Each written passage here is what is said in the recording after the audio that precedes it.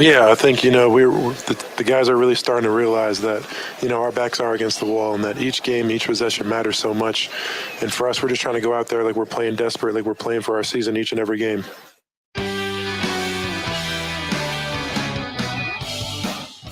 Good afternoon, everybody. That was Hunter Dickinson, Michigan big man. Thanks to mgoblue.com for the audio. That was Hunter after the game yesterday. Michigan taking on Ohio State and coming out on top with the victory. We're going to be talking about that and some Michigan football today. Hope you had a great weekend. I did. I watched a lot of college basketball. And for those of you that are joining us right out of the gate, we're going to talk about both football and basketball, the Mason Blue reviews. Good afternoon. Michigan football and basketball. So those are the things we're going to be hitting on. We've tried to look for the latest in Michigan sports, and we present it to you. We are going to hit football on two angles. One, Michigan adds an assistant coach. That's some news for you. Michigan tight end Colston Loveland. So we still call him a freshman, a sophomore to be. I think once you get into spring, he's a sophomore. Now let's go ahead and make that change. Colston Loveland lands some NIL wheels. We'll show you those. We'll show you those wheels. We'll start out with Michigan beating Ohio State, and then I did put a question of the day on the feedback, and for that question, I am asking you about the Michigan football program and just how you feel about the program. And I have a scale for you from 1, if you were completely beside yourself, hated the football program, think that they were doing, you give them a 1. On the other side of that, if you're just elated and just can't find any fault whatsoever, everything is going great, you'd give them 100. On a scale from 1 to 100, where would you place the Michigan football program right now in your mind? I ask you that question. I'll answer that one myself. But like we said, to start with basketball, Michigan deserves it. The way they went out and played yesterday against Ohio State, they needed to beat the Buckeyes. They beat the Buckeyes by 8 points, and really they played one of their better games all year long, led by Hunter Dickinson, who played one of his best games all year long. Michigan moves to 13-10 overall, 7-5 in the conference, and they have 8 games left in the regular season. And it's something we do, and it's something that a lot of people will do now. When you get to certainly 8, 7, 6 to go, you start thinking about the big dance. And if Michigan is going to have a ticket to, if they're going to have to buy tickets, or they're going to be invited to the NCAA tournament. And we know, they've missed on a lot of opportunities, but they still do have a chance. And here's how I look at it. And, if you're asking me, go ahead and ask, hey, do you think Michigan's going to make the tournament? Probably, I would say more likely not than that they would. But, they have a chance. They've got these 8 games. If they go 4-4 and their 8 remaining games, that just puts them at 17-14. That doesn't sound like, then you have the Big Ten tournament where you could win, 2 or 3. I think they would have to win 3 games if they just go 500 in the Big Ten tournament. Can they go 5-3 and win 2 games in the Big Ten tournament? And that's going to put them right there. Maybe that would be a play-in game, maybe not. It'd be no sure thing. Even if they win 5 of their next 8, it's not a sure thing. Can they win 6 of their next 8? Then I think you're talking. But I don't think that's going to happen. But can they win 5 of these games? If they win their games at home, that would be the next 2. Nebraska and Indiana. They'd have a 4-game winning streak. People would be like, hey, they might have something going now. And then if they beat Michigan State and then Wisconsin, those would be their 4 home games. Can they do that? I think they can. I think they can beat Nebraska, Indiana, Michigan State, and Wisconsin. So then they have to win one of these others on the road. That is at Wisconsin on Valentine's Day, at Rutgers, a tough place to play. Ask Michigan State over the weekend. And then their final two games are both on the road at Illinois, at Indiana. You remember last year they went to Ohio State, won on the road without Hunter Dickinson. And that was really the big W where they were able to punch their ticket and get in.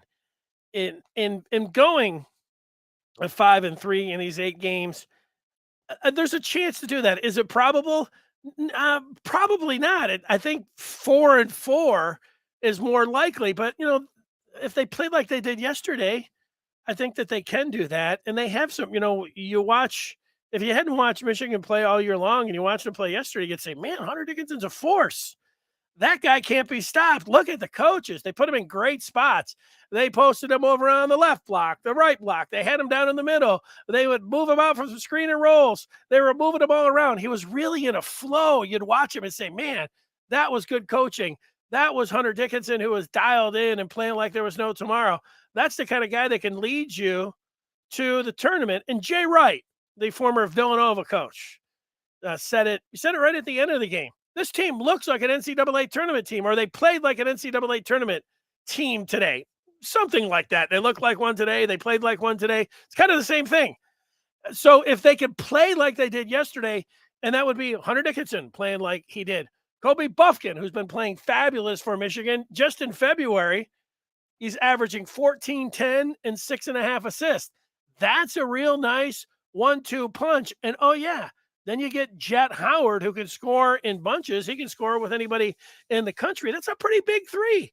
That's a nice 3 that you're talking about. Can they get all 3 of those guys playing their best basketball? I think they can. And then you start to talk about, well, what after that? You got a true freshman point guard. That can be tough. I think instead of going down each and every player and saying, oh, well, if that guy could play his best basketball, after their big 3 that I just talked about, Dickinson, Jet Howard, and Kobe Buffkin, to me, the key is Joey Buckets. Joey Baker, the transfer from Duke, pitched in yesterday, had 14 against Northwestern in that road win that Michigan had last week. If Joey Buckets can supply that offense, that outside shooting, the scoring for Michigan, they need that. I would put him down as a key in the stretch drive. I don't think Michigan's going to get there if they don't have Joey Baker going off and really being able to supply. I don't know, is he going to be able to go off every game? Going to be able to help get some scoring from the bench. That's the way that I see it when it comes down to Michigan and the basketball program. Always interested to hear what you think out there when it comes down to Michigan basketball. We do have the football question. We're going to get to some football coming up straight ahead. I ask you the question, how you feel about Michigan football, the program on a scale from 1 to 100. And you can answer that question. We'll get to your thoughts on that. Lyle is talking about sweeping Wisconsin. That sounds great. And it can be done. It's not like you look at the Badgers and say, oh, that's going to be a typical Wisconsin team. It's going to be a very difficult. They can do that. So I think that is something that is doable, Lyle, that you put in there. Win your home games, sweep Wisconsin. The Lyle plan. The Lyle plan is the one I like. And February the 14th, going up there on Valentine's Day with the Lyle plan, and then beating Wisconsin, sweeping Wisconsin, winning those other 3 home games. The Lyle plan will put them at least in position, if they win a couple games in the Big Ten tournament, to get into the NCAA tournament. Lyle, I like where you're coming from. The Lyle plan. Andre says, I'll be interested to see where Michigan goes at the NIL. Oh, I thought he was talking about NIT. He's talking football. When I saw it over there, I thought he was talking about NIT. Andres, sorry, I don't really want to talk about NIT right now either. So, you know, um, so that was my bad. My bad. Account 22, the offensive sets were much better the last two games. I agree. I agree with that. You know what I thought was interesting, account 22, I was watching the Northwestern game last week, and it was on ESPN2. Seth Greenberg was the color analyst, and Seth Greenberg, whenever Dickinson posted up over on the right side of the block, he was like, that's where he wants the ball. That's the best spot to get him. When is a left-hander, he can turn in to the lane and throw up that left-handed hook. And I was thinking, it's nothing against Seth, and if that's where left-handers do, they like to get into the middle, just like if you're on the right, a right-handed post player, you'd want to get the ball over on the left side because then you could go and, shoot whether it's a sky hook or a hook or whatever else. That's kind of the way it goes. But if you've watched enough Michigan, you know that Dickinson likes the ball over on the left side a lot more. That's where he posts up mostly. And I don't want to say I was getting stale, but throughout the year, it was kind of like, all right, here's Michigan's offense. Dickinson likes the ball over the left side. Let's throw it down to him. Sometimes he was effective, and other times he wasn't, but it seemed like that was about it. Yeah, he would pop out. He would shoot some threes. He'd get in the pick and roll, but something was missing. And then Jay Wright was doing the game yesterday, and Jay Wright started talking about, man, I'd have Dickinson, they should be posting him up over on the right side.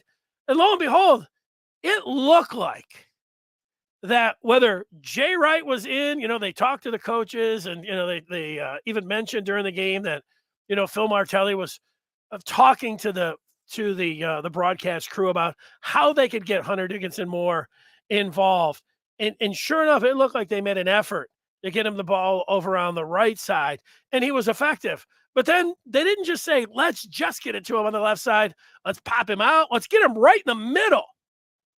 Let's have him flash right in the middle and get position. He did that a number of times, and it was effective. And then his old spot over there on the left, which wasn't stale, it wasn't like, oh, we've seen this a million times.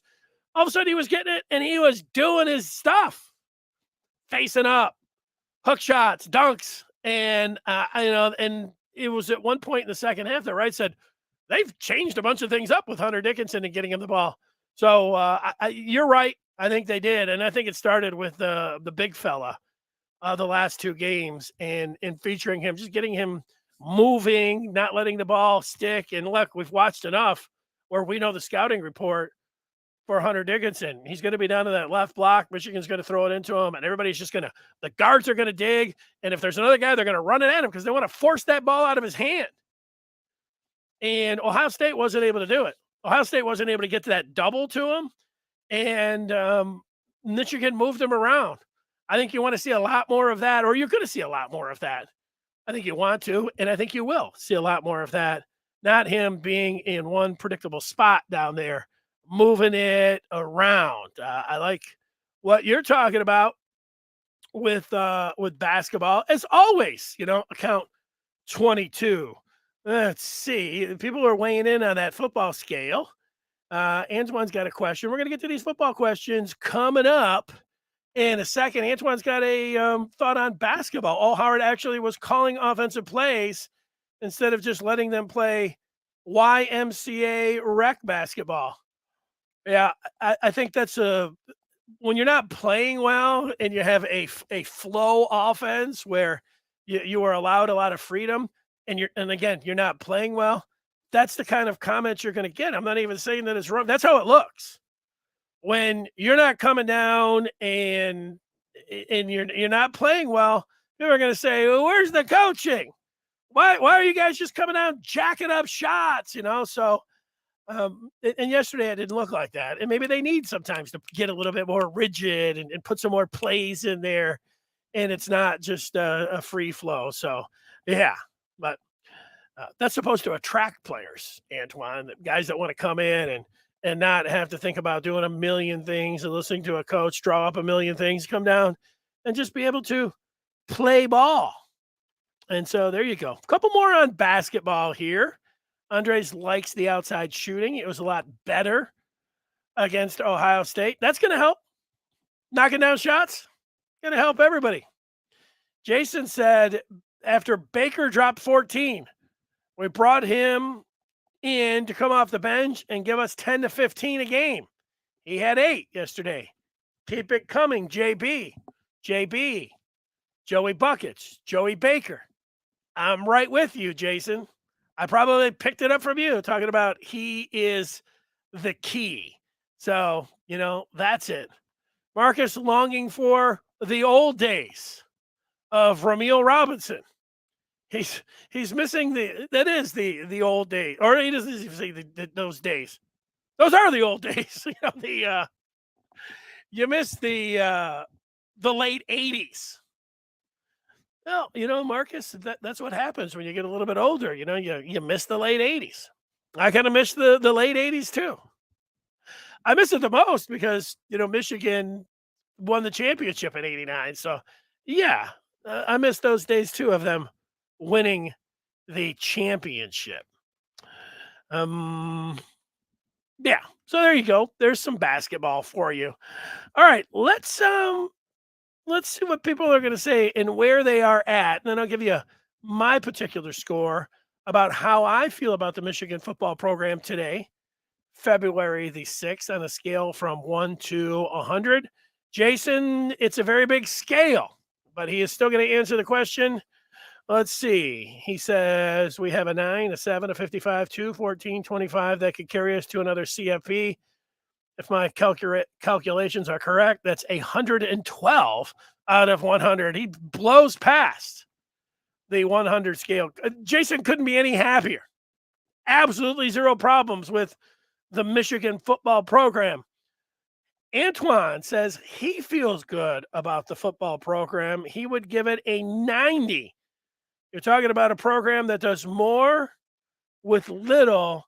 They basically turn water into wine.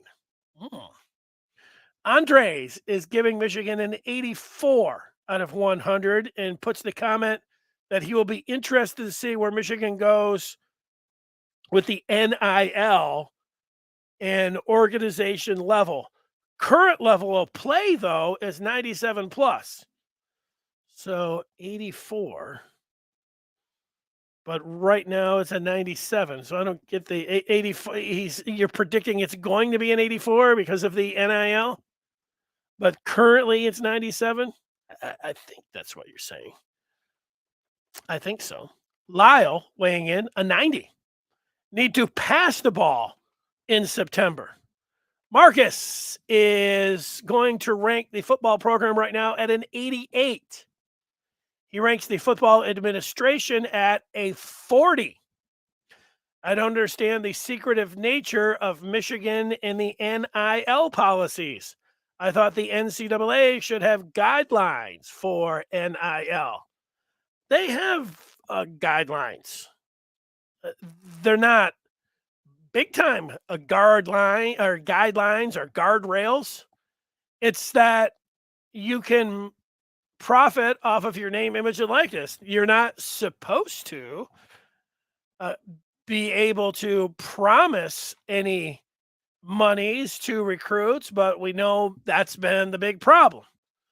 I don't think anybody out there has problems with name, image, and likeness. The problem is that teams are not following the one simple guideline. You can't promise the money. They can get as much money as they want once they come in, but you can't promise that they're going to get that beforehand. Well, teams have not followed that. And the NCAA apparently is powerless to be able to do anything. They have said that their big move against this is that we're not even going to need any hard and fast evidence. We're just going to go after you if we like. That was the thing that was last week or something. That sounded crazy. Crazy stuff by the NCAA. And let's see here about if we have any more before I give you my number. Steven's at a 92 for the football program. Eddie is at a 94. And before I give my number, AJ has a question because he says, I have a question for you, Dennis. Michigan fans, who do you think is the best recruit Michigan picked up this year? I want to see who has been keeping up with recruiting. You mean for this current class of 24, or you mean for the 23 class? I mean, I guess I'll answer both for you. I will go with from last year. Well, let's see. Their highest rated was Carmelo. Carmelo who? English. He was the highest rated, but as a wide receiver, did I think that he was the best? Uh, who is the best recruit? Well, I told you I like Jason Hewlett, the 3-star from Ohio. That's my favorite. He's not the highest rated. He that is English. That is who I think is going to be the best. Am I basing on that on watching a bunch of film? No, I'm basing on that on talking to him and enjoying the conversation. So, admittedly, that is not from scouting any tape or talking with anybody. It's purely from interviewing Hewlett and liking him. So that's where I'm at. And I like the first recruit of this class. I think Curtis is his name. He is a linebacker out of Tennessee. Right now, he would be my favorite out of the 24 class. Although the one that they just got was the highest rated. I guess I could put that name up on the screen. Jacob Oden. It would be between him and Curtis, the linebacker. I like Curtis, him jumping in first, but Oden being a local guy and technically, being right up here at a 5.8, looks like all of them have about the same, 4 stars and 5.8s. But so either Curtis or Oden, the local guy, but I like Curtis because he was in there first. So I don't know if that answers your question or not. That's how I answered it. So I'm going to give you my number. Let's see if anybody else has put any other numbers in here. Maybe. Okay. No.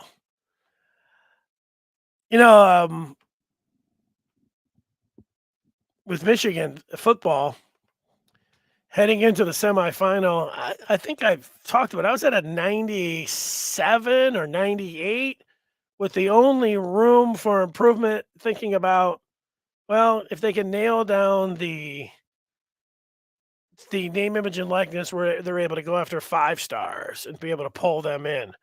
And it's not just as easy as being able to, find a booster to throw money at them, although that's part of it. It's about working like with the players that are on the team. If I was going to bring in a 5-star running back right now and pay him $1 million, what would somebody like Donovan Edwards, say? Being able to work that with the roster is a little bit more complicated than just having some booster go out there and slap the money down. But that's why I left a couple points there. And then January happened. In January, Harbaugh, I was disappointed in Harbaugh in January, and it really it dragged my feelings about the whole overall Michigan football program, with Harbaugh putting himself in front of the program again. It took it down into the 80s. But we've survived January, and Harbaugh's coming back, and we're going to get to the coach that he's bringing in. He's back in the 90s, and I don't know, the NCAA piece and how he's approaching that, I don't really care about. No, I shouldn't say that. I don't really care for how he's handling, which is going to ding him a little bit in my mind. And the NIL is still there. But I'm going to have Michigan pretty high. I'm feeling pretty good at 95 overall. I think that they can get through the NCAA part. I think they can get through and figure out the NIL piece. It's pretty good. I mean, if you're given a football program, I don't know how many other teams out there across the country are giving their football programs 95s. Georgia, maybe Alabama. Who else? Not many. 95's a hell of a score. That puts them right there, I would think, in the top 5 of any football program and their fan base and how they're feeling about their program right now. Like I said, January, the January Harbaugh part dragged it down, but, now it's back. And that's where I'm at with it right now. Let's take some feedback on this before we get to that new coaching hire. Marcus is talking about burgers. We got him red-handed. 18-year-old college football rolls up in a Bentley, NCAA. Now that's a nice car. How about a quick ride around town? Yeah, you're barking up the wrong podcast here and the wrong set of fans when it comes down to Michigan. And anytime I see people laughing about the burger, it was during a dead period. Michigan committed a violation. It's not funny. It's not, showing that the NCAA is out of whack. What it is showing is that Michigan committed a foul there. And when you look at other programs that are paying money for kids, nobody cares. Nobody cares that the players are getting paid money. It's not the schools that are paying them. It's boosters. And when you look at the enormous amount of money that the NCAA makes, the coaches are making millions, the schools are making billions. Nobody cares that the players are getting money.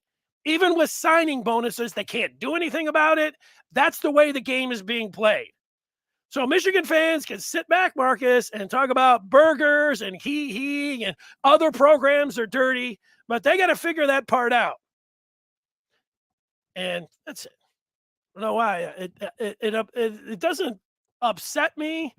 It makes it like, so Michigan was okay committing the minor violations, but it's this big violation that everybody else is committing that Michigan's looking down their nose at and saying, well, you guys are all cheaters. We're just little cheaters, and it doesn't compare to the big cheaters. I mean, I'm not here for all of that. Seems like I talk about it every day, but I don't like the justification. And I think Michigan, they either need to figure that piece out and how to do it. Find a booster that wants to pay 5 stars. That's not being dirty. The problem is this is what needs to happen with Michigan fans. For the last 25 years, they've used other teams cheating as an excuse or reason to why Michigan has lagged behind. And Michigan, what they've been able to do the last 2 years, it's been put themselves in the picture and everything, and the way that the landscape has changed. Stop talking about the other teams cheating. Stop talking about the other teams paying players. Nobody cares that they're doing it. They're doing it. They deserve the money. Michigan got up on that hill, and guess what? They were wrong. The quicker that you can get off of the hill about everybody else is cheating and Michigan's not, unless it's minor cheating in hamburgers, the better off you're going to be. And the better off that I think I'll be. But that's it. I know I'm like I feel like I'm the only person that follows Michigan that feels this way. And so I'll just take the annual daily beating on this whenever it comes down to cheeseburgers. But that's how I feel about it. Look at this. Antoine's with me on Hewlett. The punters is just giving Michigan an 85. Georgia and Bama are 100. We need to recruit better. Yeah, I think Michigan can figure this piece out. I think for those who stay will get rewarded how they did this year, compensated. I thought that was a huge part. We've got something coming up where I think, they're doing everything they can except that last part, which I just, was screaming and yelling about the actual paying players. But maybe they will start doing that. Maybe somebody else will pick and choose a few players and they'll start getting them. I think it can happen.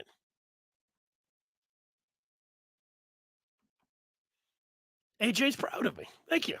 We have the same, we got the same guy. Now, the film part, me just going on a gut and, an interview, sometimes you can hear a kid and like, man, this is a guy. He's going to be easy to root for, but he's also, he's got some of these intangibles when you start hearing about it and stuff like that. So Trevor talking about Ohio State. No quarterbacks or running backs. They're decommitting. I don't know. I think Ohio State had the old NIL game, which was, having people, dish out some cash. And I think Georgia and Alabama are falling into this too. They had people paying them whatever it was, 10, 50, maybe even 100 grand under the table. The head coaches didn't want to know anything about it. They were getting all these great players. And it was under a cloak, you didn't have to, there's nothing being reported. They're, just getting the great players. Now that teams like Texas A&M and Miami, and you saw the thing about Florida, it's not just 10, 20, 30, 40, 100,000. Now it's millions. And Nick Saban's like, we're not playing this game. Georgia's like, we're not getting him. And even Ohio State's like, we're not getting involved. And they don't want to get involved with actually giving millions of dollars away. They're all right, 10, 50, 100,000, but they don't want to get involved in the millions. And I think that's what's going on with Ohio State. Some of the players are not getting compensated as much as they would in other places. So there's something like that going on. But that's it. Let's get to some more Michigan football news. And that comes in the shape of a coach that you'll be familiar with who is coming back to the program. I saw that Trevor McHugh and Josh Henschke from the Maize and Blue Review said this is now out there and everybody knows about it. And here it is. You may be familiar with the name Chris Partridge. If you're not, he coached at Michigan from 15 through 19. And before that, he was a head coach. This is a pretty quick rise. Went from a high school coach to Lafayette to the Citadel, and then the head coach at the Catholic school in New Jersey to Michigan player development to Michigan coach. And then he went to Ole Miss, and now he is back. Now, if you like Michigan football recruiting, you like Chris Partridge. I like Chris Partridge because we share kind of the same hairline. And I even turned my head and look. Let's see. I might be able to. Maybe a little bit. Get that beard going a little bit. Give me one of those Michigan Blazers. I could run around and tell people I'm Chris Partridge. At least I could say that we have the same hairline. Now, this guy is, I don't know what kind of football coach he is. But what I do know is that this guy is a master in recruiting. He is a guru when it comes to hitting the recruiting trail and being able to pull players in. How he does it, I don't know. But he is accomplished, he is proven, and he is an ace recruiter.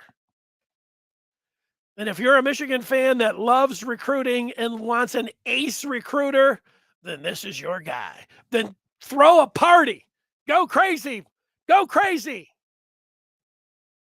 This is big news for Michigan football. Now, things have changed since Partridge was here. Partridge was able to help and land Rashawn Gary. Things have changed with the name, image, and likeness and how Michigan is doing that, how, teams are approaching it and everything else. Would Michigan be able to get Rashawn Gary now? Ask yourself that question. Would Michigan, it's weird because Michigan, the last 2 years and what they've done on the football program to say, could Michigan land Rashawn Gary now? I don't think so. I don't think Rashawn Gary, Michigan would say, look, if you stay for, if you come in and you play well, you'll be rewarded. And the other team's approach are, here's $1 million or $2 million before you ever set foot on a campus. Okay. So I don't know. I don't think Michigan could get Rashawn Gary nowadays, but I don't know. Partridge, maybe it's just his great communication skills. Maybe it's his salesmanship, his recruiting pitch, his relationships. I don't know. I think all of those things are involved. Except I don't think that I have quite the the people skills as Partridge. But if I was working for Miami and I had that booster in my back pocket, and I would say, look, I can't really offer this to you, but our guy over on that yacht, he's got a briefcase full of $100 bills, and oh yeah, the yacht, you can use that anytime you're down here at the U. I might be able to recruit better than Chris Partridge nowadays. If I was down there, I would have that yacht. I would say, you know what I want painted on the back of that yacht? I want a big dollar sign, and I want it to say 5 stars. And I'd pull that yacht up and I'd say, you see the 5 stars? With the dollar bill, with the cash sign on the back? That's my recruiting. Jump aboard. Maybe I would be a great recruiter then. But it's good news.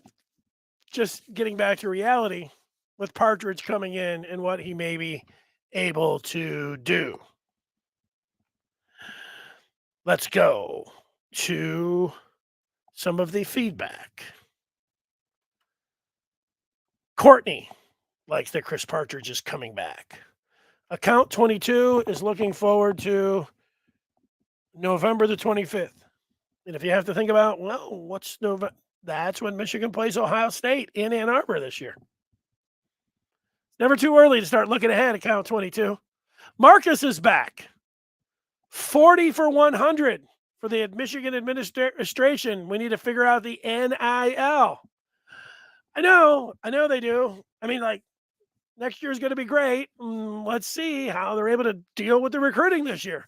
This whole thing that I scream about, that you complain about, that then I complain about, and then you scream about, this is what they are thinking about if they're striking out with these top-rated players. And they have to figure out, well, are we going to play ball, or can we do it the way we've been doing it, wherever that is?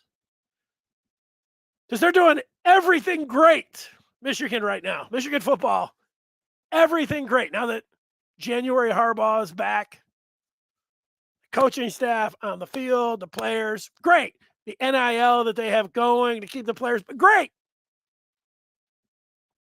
How are they going to get the next J.J. McCarthy and Donovan Edwards? How are they going to get these guys? They got to figure that part out. That's what we'll be sitting here watching. We'll be enjoying next year. And then we'll see, how Michigan is going to figure that part out. Part of it is the transfer portal. They figured that part out. Last year at this time, we were yelling about that. Michigan is going to be in trouble starting next year because they can't get any transfers and they won't pay in NIL upfront money.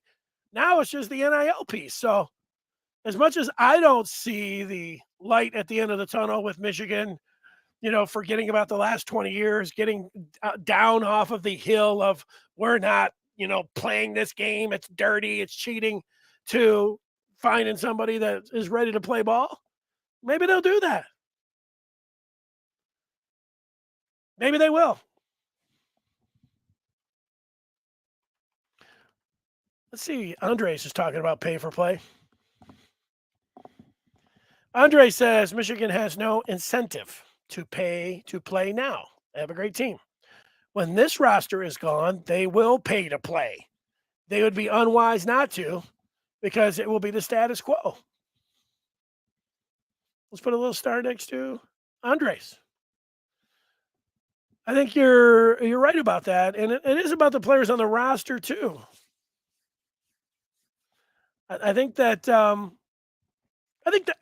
say that that's the hope, the possibility.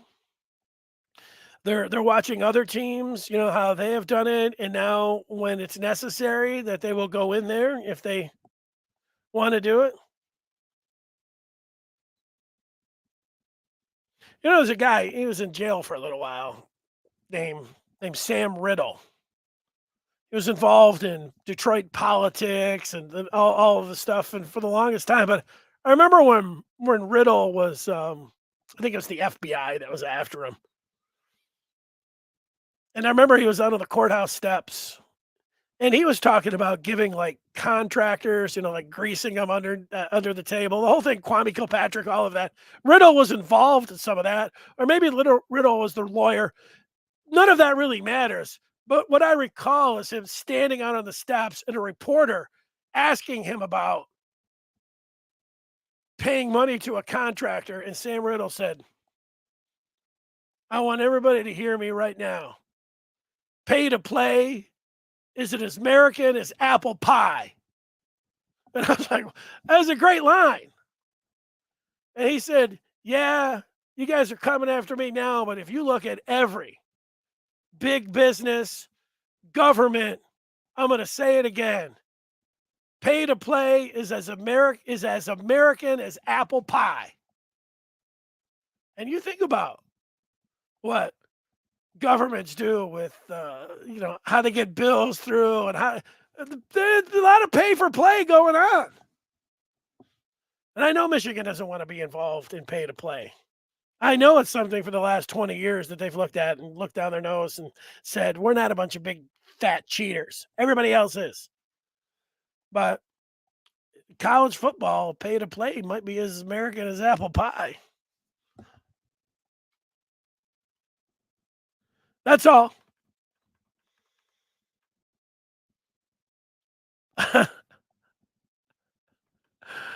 Trevor, give a like if you think Rico is obsessed with Michigan. Yeah, well, at least Michigan gets people talking. What else are you gonna? You can't sit around talking about Michigan State all day long. You talk about the Lions in Michigan. This is your meal ticket. If you worked in sports talk, and I used to, Lions, Michigan, Michigan, the Lions, Michigan. That's what you do. You try everything else. Hey, basketball, hockey,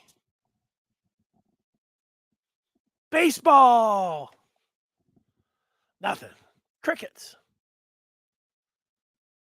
I think the Lions should draft a quarterback at 6. Boom, phone lines will light up for you. I think Jim Harbaugh, and say whatever you want, whatever your opinion is. Boom, phone lines light up. It really works. 2 things: proven winners in sports talk. Jim Harbaugh and anything Detroit Lions related. It works. Now, people love football. It's the national pastime. Some people say people are addicted to football. It's like football, and then everything else is way down here. And I get that. People are so passionate about football. Look, this particular show that's called Good Afternoon Michigan Football and Basketball. Football's first. People like talking about football all day, every day. So that's what's going on there. Account 22 bringing some positivity to the table. 24 will be a great class. How about that for a prediction from account 22? Eddie is glad that Partridge is back. He's not recalling many recruiting wins with some of the other coaches. Yeah, we'll see. I mean, the guy was a great recruiter. There are new rules now. But yeah, I'm not saying that he's not going to be a great recruiter. That's the only thing I'm saying is that there are different rules now. And we'll see if he's going to be able to continue to be this ace recruiter. Hopefully. I'm not saying he's not. AJ doesn't worry about recruiting too much. Well, after I'm going to say it. After Harbor last week, Antoine, I understand why you do that.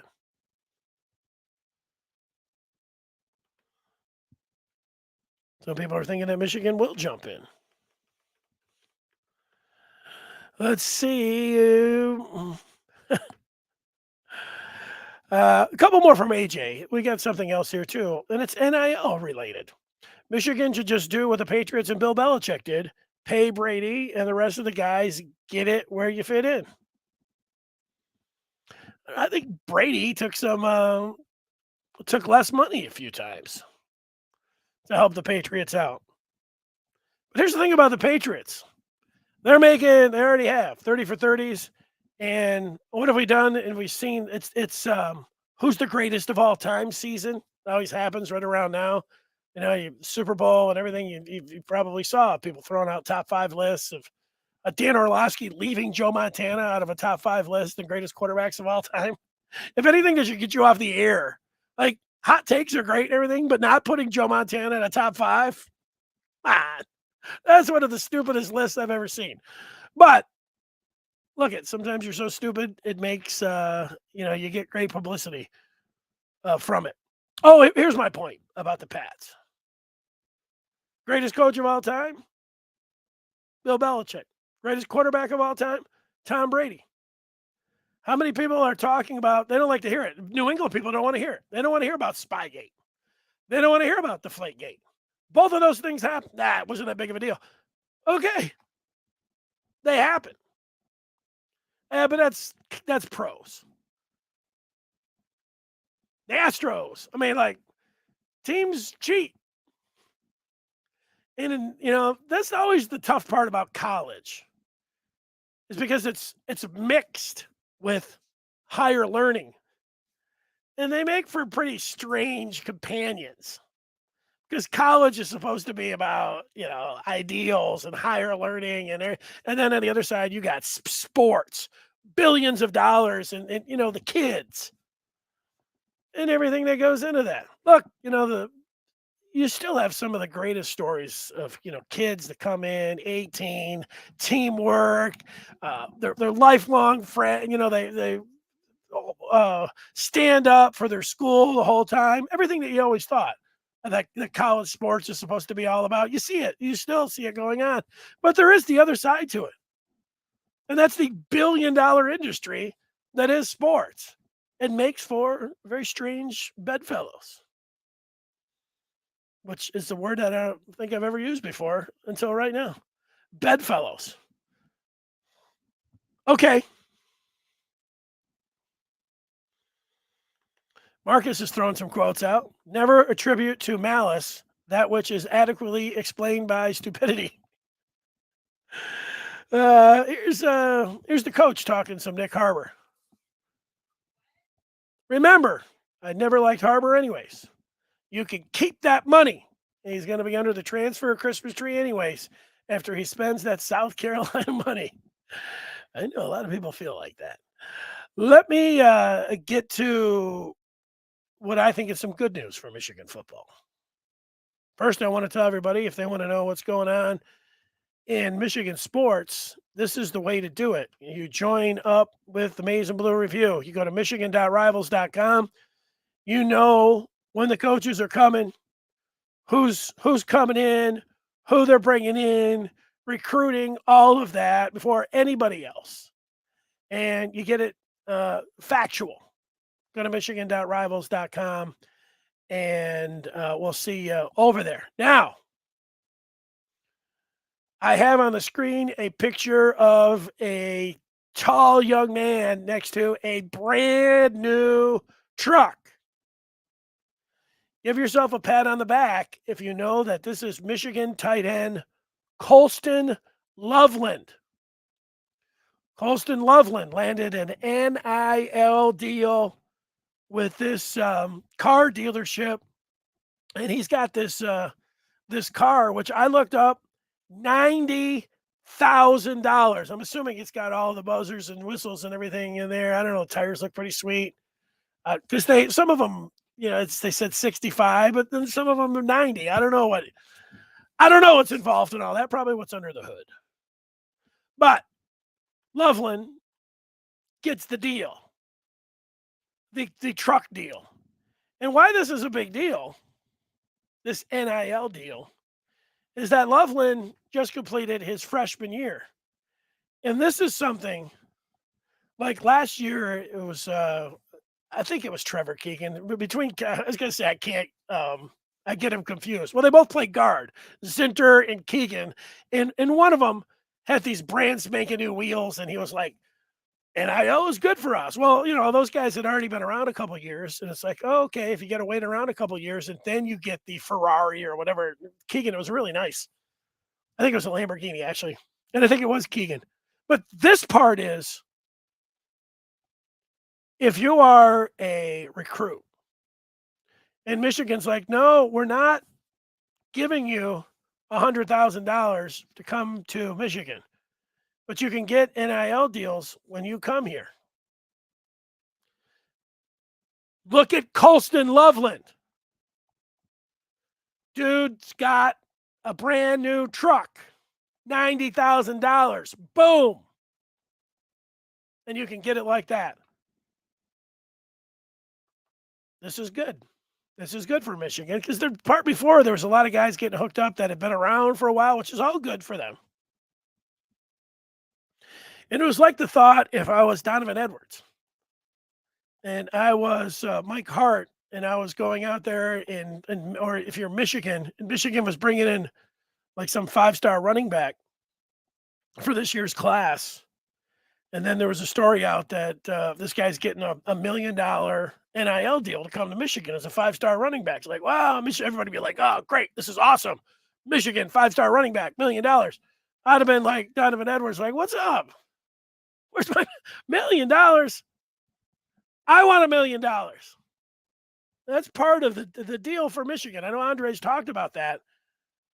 And I know, like, I feel like, sure, players are going to be happy that other players are being able to cash in now, but the part about the guys that weren't able to cash in when they were there, and now that they're proven on the team, you got to hook them up too.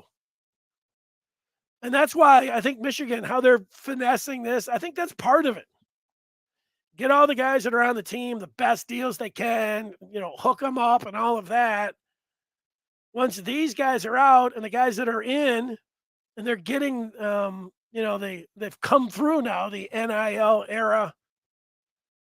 And when they see then Michigan maybe getting involved in that, it's not going to be as much as a big deal, right?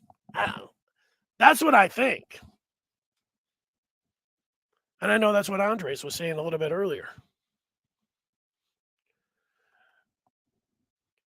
Blank says Michigan could trip out of bed and beat Ohio State at this point.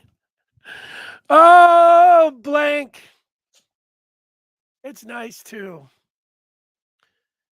see feedback like that.